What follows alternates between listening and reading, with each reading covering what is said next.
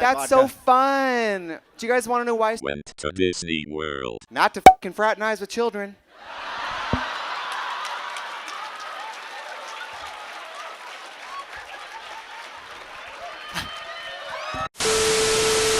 Hello everyone, my name is Liz and my life is pretty magicless. So anyway, to fix that, today we are going to be talking about great things you could do while on an adults only Disney trip.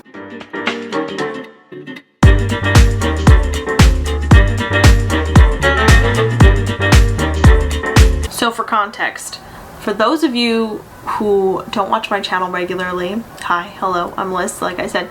I am 25 years old, obviously obsessed with Disney. I am not married and don't have any children. So when I go to the parks, I do adults only all the time. I don't live in Florida at all, or California, or anywhere near Disney parks. I live in, awkwardly, New York. So when I do go to Disney parks, I'm doing all the stuff that you gotta do, like going on the different rides and being in the parks all the time. But if you're doing an adults only Disney trip, chances are a lot of you have very low patience for screaming children and walking into tiny people, which is fine because you're on vacation too and you don't want to deal with that. So in this video, I'm going to give you guys some options of things to think about where there are minimal to no kids in these places in Disney World. So if you've seen my last video, you know the first thing that I'm going to suggest, and that is to do a tour. Disney offers so many different tours of like behind the scenes kind of things of the parks and how it's done, and a lot of these tours you have to be over 16 to do, because if they're showing you like how a lot of the sausage gets made or whatever that saying goes, they don't want to ruin it for the kids.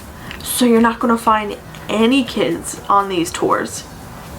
And it's a big old plus if you're really into Disney Parks history or learning how things are done. Now, the next couple things, I'm sorry for those of you who do not partake in the adult beverage situation, but the next couple ones definitely are alcohol focused. So I'm sorry, sober folks, but don't you worry, we're going to get back to some things for you guys too. Probably the hottest thing for adults to do in Disney right now is going to Jelly Rolls on the boardwalk in the Epcot Resorts area. If you've never been to Jelly Rolls, I highly suggest you do. It is the dueling piano bar that they have, and all the pianists are hilarious. They're so fun. They know all their stuff. They definitely keep a crowd going, and it is a blast. It's a great time all around. Those of you who are not really as much into a dueling piano situation, right across the way is the Atlantic Dance Hall. That is for those of you who love to dance around and are more into the club type situation. There are bar foods and kinds of things available at the Atlantic Dance Club. There is not at Jelly Rolls. Jelly Rolls just has popcorn. But it's free, so that's good. Food at Atlantic Dance Hall is not. No cover fee at Atlantic Dance Hall, but an expensive kind of cover fee at Jelly Rolls. So just things to keep in mind. I personally have never been to Atlantic Dance Hall, but to just enter the building, both of these places, you have to be over 21. Been to Jelly Rolls, lots of fun. Next thing I want to talk about is the various lounges all over property. You don't realize it if you're not looking for them, but there are a ton of different lounges all over Disney World. Of course, there's tons of them in the resorts, but there's also some in the parks. On my past Disney trip, I went to the Nomad Lounge, which is the lounge attached to Tiffin's in Animal Kingdom Lodge. If you don't know where Tiffin's is, it's like right on that bridge that leads into Pandora. A lot of these places have like exclusive kinds of things for those particular lounges, so it's really cool to check them all out. You'll see once I finally get the vlogs up from my past trip, I talk all about this experience at the Nomad Lounge. It was wonderful. I'm also going to leave a link in the description of a blog post on Disney Food Blog where they run down some of their favorite bars and lounges all across the property. It's a great list. Highly suggest you check it out if you're looking for places like that, I guess. Next up is the wine tasting that Chico offers at Animal Kingdom Lodge. That's a restaurant in that hotel where they do wine tastings every Wednesday of all different African wines and cheeses, of course, to go along with it. You can't have a wine tasting without cheese.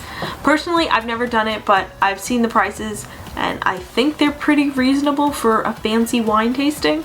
But you know, this is Disney and prices are always going up, so don't quote me. Personally, I've never done the wine tasting, but I've seen so many reviews online of people saying how lovely and wonderful and relaxing it is. Speaking of relaxing, there are 2 spas on the Disney World property, one at Grand Floridian and one at Saratoga Springs.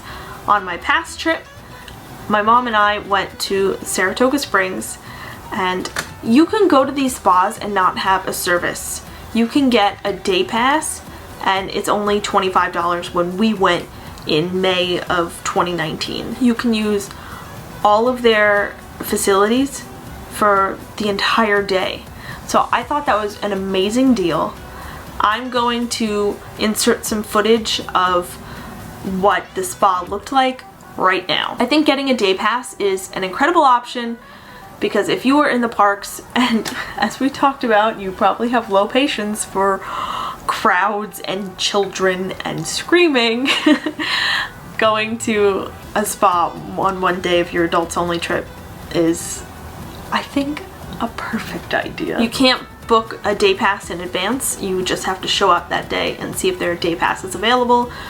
Most likely there are because not many people go to the spas because they are expensive. If you're an annual pass holder, you get 10% off any spa service, but that does not include the day pass. You don't get an AP discount on the day passes. However, if you are a super richy rich person, a really fun idea, which personally I've never done because I'm not a super richy rich person, but you can charter your own private boat at the Contemporary to go out onto Seven Seas Lagoon. You can, of course, charter it for during the fireworks, so you can see the fireworks all yourself in a private group, because if you do want to do one of their fireworks cruises, you're with other people, and since it's Disney World, if you are with other people, chances are children. And finally, the last thing I want to talk about is Run Disney events. I did a Run Disney event. I did the Princess 5K in February of 2017. I will link video to my experience here. Or is it here? I don't know. It's been a long time since I've done something like that. And the races are really fun because it's all adults. They have separate races for kids. And if you go to some of the other marathons, I know they don't have it for Princess, but if you do the Wine and Dine half marathon or the Walt Disney World Marathon Weekend, I'm pretty sure those are the ones. There are like pre-events where you can go and there's like exclusive characters and it's a dinner. I don't know too much about that, but I've seen pictures and videos of amazing things during those events. So definitely something to look into if you are into running, jogging. Myself personally, when I did the 5K, I just walked it because I am not in shape at all. I just wanted to experience what a Run Disney event was like. And it's totally worth it, even if you're not a running kind of person. You get some great pictures out of it, like this one. I love this picture for me crossing the finish line. So in conclusion, there are a ton of things to do in Disney World for you adults. Obviously, if you guys watch my channel, you're probably big Disney fans and you know that adults can enjoy Disney the same way kids do with the rides and the characters and being in the parks. But maybe you didn't know about some of these very exclusive adult kinds of things that I talked about. I'm going to end this here because I think I'm very out of practice when it comes to sit down talking videos like this. So I will see you next time. Have a seamless day, everyone. Bye!